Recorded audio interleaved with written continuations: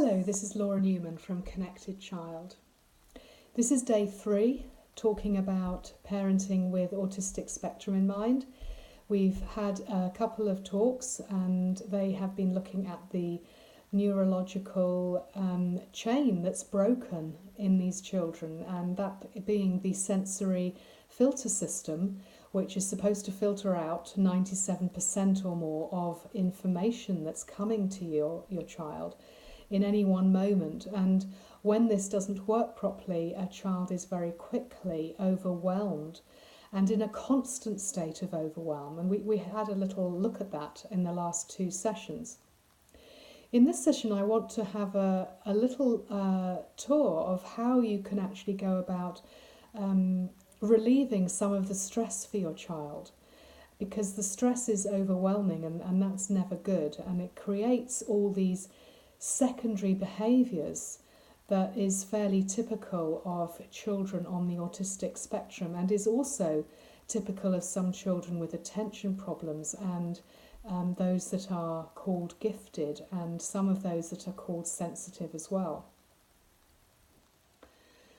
So what we're going to look at is the overriding strategy that Neufeld talks about when you take up a relationship approach to a neurological disorder in the brain. And what this really comes down to is compensation. So that's the thing to look at. We're looking at how to compensate for a sensory filter system that is either broken or weak and basically not functioning the way it's supposed to. How do you compensate?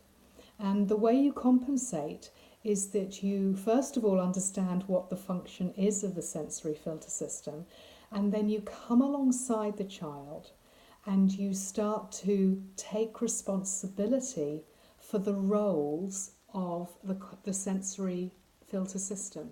You actually take up a relationship with your child in a particular way that allows you to provide this added protection that they are not receiving from their filter system.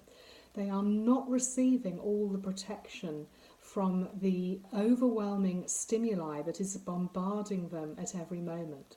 They're not receiving that protection at a neurological level that the brain expects and functions best with that protection. It's about compensating. It's about taking up a relationship with your child that allows you to start to perform some of the roles, or go some way to performing the functions of that sensory filter system. So for one, we looked at the role being to tune out noise, tune out irrelevant information that the sensory filter system is supposed to do. And in an autistic child, it's not working properly, so they are paying attention to all the irrelevant information around them, making it very difficult to make sense of their world. And so you come alongside the child and you start to filter some of those things out for them. And one of the main ways that you can do this is by structuring your environment so that they are paying attention to what's going to help them, what's going to keep them safe, what's important for them to pay attention to, so that they are guided in this way. And that comes also on the second point of the roles of the sensory filter system, to pay attention to what's important. And one of the things we mentioned was paying attention to attachment, actually looking for attachment in all the right places, not in all the wrong places and getting addicted to things. So paying attention to a parent or a teacher or an assistant or whoever's supporting the child, it's very important. And one of the ways that you can compensate for this function not working properly, not working well, is to start to collect a child, to really get in their face in the way that allows them to feel safe with you, to collect them, to help them really see you and hear you and feel you in a way that's inviting to them, so that they want to pay attention to you, that they want to feel part of this attachment, which is so vital for their continued learning and development. And the other one is to compensate for that sensory filter system by reducing stimuli in the environment that creates all this intensity of feelings in their little systems that just they can't cope with, they can't make sense of it all, and it will override their clear thinking. Any system, any brain that is overridden by emotions and intense feelings will not be able to think clearly, and will go into overdrive and try and defend itself from all sorts of things, and that we're going to take a look at next time.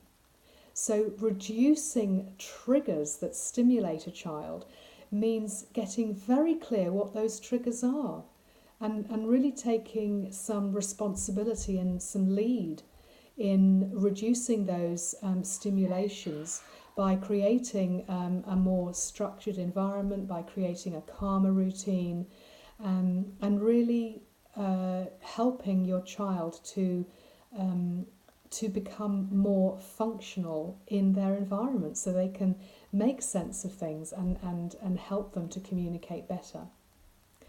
I hope that's given you some ideas. It's all just ideas, really. There isn't really the space here to go into details, but I wanted to share with you what Neufeld so beautifully puts together regarding this hypersensitive brain, and how you can really compensate for so much of what's going wrong. And really, this is a very, very positive outlook.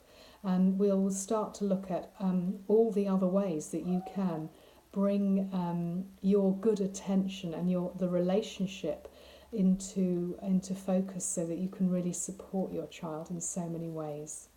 Thank you.